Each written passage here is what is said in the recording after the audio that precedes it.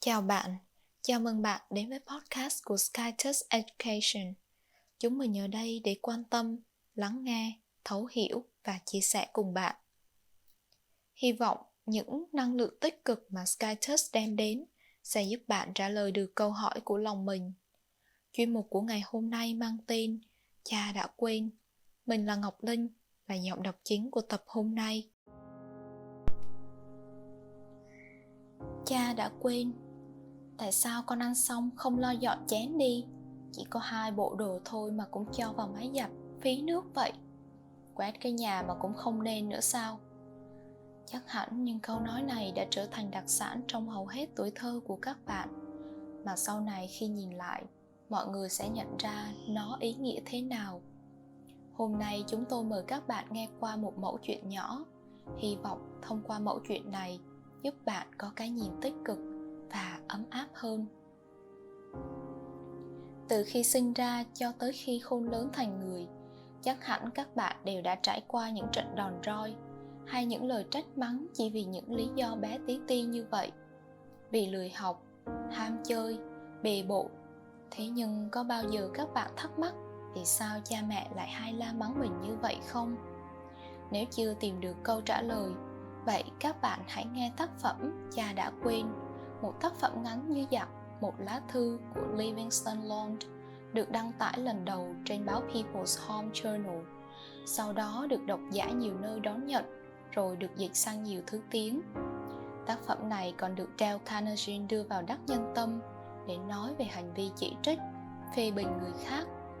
Hẳn mọi người sẽ có một cái nhìn khác về những lần la mắng, đòn roi của cha mẹ đấy. Nguyên văn bức thư của người cha gửi cho con như sau. Cha đã quên. Con trai yêu quý, con hãy nghe những lời ân hận của cha đây. Cha đã lẻn vào phòng con khi con đang chìm vào giấc ngủ trẻ thơ. Nhìn kìa, một tay con đặt dưới gò má, những lọn tóc hung đẫm mồ hôi bám chặt vào trán ẩm ướt.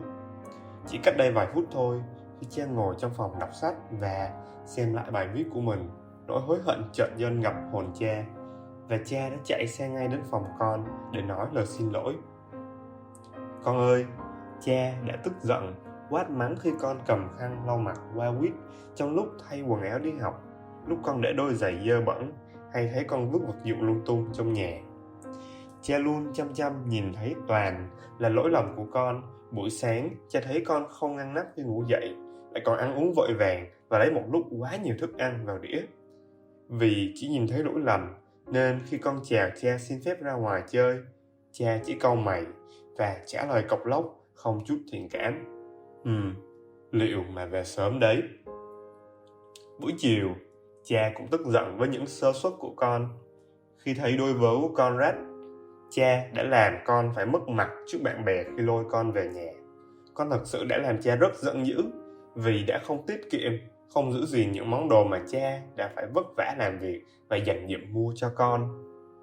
Khi cha đang đọc báo, con rụt rè bước tới, ngước nhìn cha với ánh mắt ngây thơ, trong sáng. Cha lại quát lên, mày muốn cái gì? Và trái tim cha đã xúc động biết nhường nào khi con chỉ im lặng chạy đến, vòng đôi tay bé bỏng ôm cổ cha thật chặt với tất cả những yêu thương trìu mến, rồi lại chạy biến thật nhanh ra ngoài. Con thương yêu, con có biết không? Tờ báo đã rời khỏi tay cha trong yên lặng, và một nỗi sợ hãi lẫn đau xót nghẹn ngào xâm chiếm tới cõi lòng cha. Cha đã làm gì thế này? Cha đã biến mình thành một người cha suốt ngày chỉ săm soi tội lỗi của con mình. Một người cha chỉ toàn là tìm kiếm những cái xấu của con để chê trách. Và đây lại là phần thưởng mà cha dành cho con, như là một đứa trẻ ư? Cha chỉ muốn con phải thế này, thế nọ. Cha chỉ muốn con phải cư xử như người lớn. Cha đã đo con bằng cây thước dành cho một người trưởng thành, bằng cả những năm tháng tuổi đời và sự trải nghiệm dày dặn của cha. Con yêu của cha. Trong khi cha nhìn con bằng đôi mắt già cỗi và muộn phiền, đầy thành kiến, soi mói ấy, cha chẳng thèm biết đến những cái tốt, điều hay và sự chân thành, hồn nhiên trong tư chất của con. Trái tim nhỏ bé của con to lớn và nồng ấm như ánh rạng đông đang tặng bao tia nắng ấm cho những ngọn đồi bao la. Con đã hồn nhiên la vào hôn chúc cha ngủ ngon, mà không hề vướng bận vì cha đã la mắng con cả ngày, và hằn học với con vì những lý do không chính đáng. Con thương yêu, cha không thể đợi thêm được nữa. Cha phải nhanh chóng bước đến bên con, quỳ xuống cạnh chiếc giường nhỏ bé và nhìn gương mặt ngây thơ của con trong giấc ngủ với một niềm ân hận vô cùng. Có thể con còn quá bé bỏng để hiểu những cảm xúc đang tràn ngập trong cha.